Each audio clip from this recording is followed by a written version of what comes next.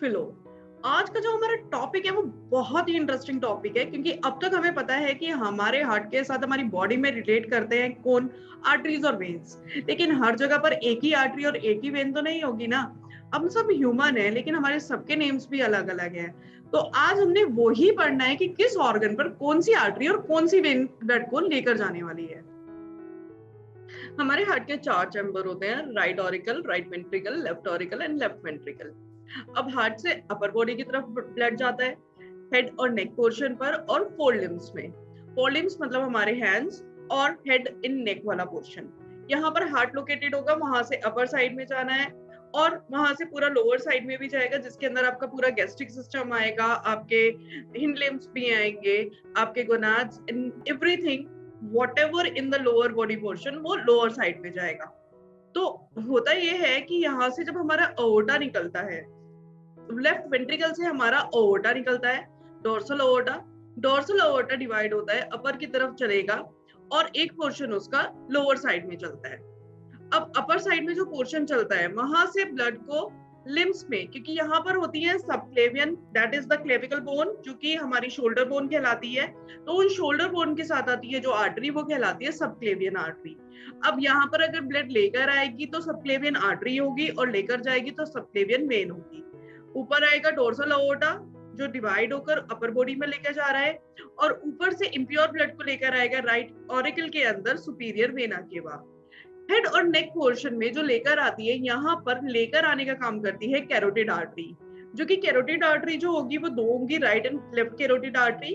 Carotid artery ऊपर blood को लेकर जाएगी हेड पोर्शन तक, पूरे ब्रेन तक सप्लाई करने का काम करेगी, और वहां से इम्प्योर ब्लड को, वहां से भी मतलब ब्रेन पोर्शन से भी इम्प्योर ब्लड को और फेस पोर्शन से भी इम्प्योर ब्लड को वापस लाने का काम करती है जुगुलर वेन। सो जुगुलर वेन ब्लड को लेकर आएगी, इम्प्योर ब्लड को, प्योर ब्लड को लेकर जाने का काम करेंगी कैरोटिड आर्टरी। अब लोअर बॉडी के अंदर लंग्स की अगर हम बात करते हैं, लंग्स क्योंकि हमारे लोअर में भी नहीं कहेंगे हम और अपर में भी नहीं कहेंगे, हमारा सर्कुलेशन दो होते हैं, systemic circulation and pulmonary circulation. Lungs हमारा एसोसिएट करता है पल्मोनरी सर्कुलेशन के साथ।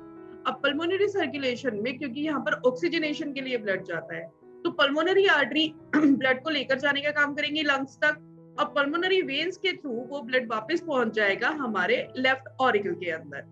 अब लोअर बॉडी के अंदर ब्लड किस तरह से सप्लाई होता है, यहाँ पर हमारे पास लीवर तक पहुंचना है, लीवर पर पहुंचाने का काम करती है हिपेटिक आर्टरी, और लीवर से ब्लड को वापस से इंफीरियर वेना केवा में पहुंचाने का काम करती है हिपेटिक वेन। अब हमने एक बात करी थी पोर्टल सिस्टम की। पोर्टल सिस्टम के बारे में हमने क्या कहा था कि ब्लड हार्ट से तो पर्टिकुलर ऑर्गन में आएगा, लेकिन ऑर्गन की कोई वेन नहीं होगी जो वेना केवा तक पहुंचा सके। इसलिए क्या होता है कि वो ऑर्गन उस ब्लड को किसी दूसरे ऑर्गन के अंदर पहुंचा देता है और वहां की वेन्स के थ्रू वो वेना केवा में पहुंचता है। तो यहाँ पर हमारे पास गट के अंदर एसोसिएट होती हैं 3 arteries, lienogastric artery, superior mesenteric artery and inferior mesenteric artery, जो कि हमारे स्टमक पोर्शन पर पहुंचाएंगे और हमारे हमारा जो पोर्शन है स्प्लिन वगैरह, उन सब पोर्शंस पे ब्लड को पहुंचाने का काम करते हैं।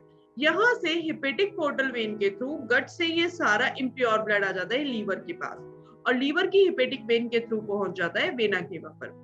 ट्रंक की अगर हम बात करते हैं तो ट्रंक में प्योर ब्लड को लेकर आने का काम करती है सेगमेंटल लंबर आर्टरी, और वहां से इम्प्योर ब्लड को ले जाने का काम करती है सेगमेंटल लंबर वेन। किडनी को हम रीनल भी बोलते हैं, तो यहाँ पर लेकर आने का काम करेगी रीनल आर्टरी, लेकर जाने का काम करेंगी रीनल वेन्स। गोनैड्स के अंदर क्योंकि इनको जेनेटिलिया भी बोलते हैं, तो यहाँ पर लेकर आएंगे ब्लड को जेनाइटल आर्टरी और लेकर जाएंगे जेनाइटल वेन। और हिंड लिम्स के अंदर ब्लड को, प्योर ब्लड को लेकर आने का काम करती है इलियक आर्टरी और वापस ले जाने का काम करती है इलियक वेन। सो हमारे पास सिर्फ आर्टरीज एंड वेन्स नहीं होती, उन आर्टरीज एंड वेन्स के अलग अलग नेम्स भी होते हैं।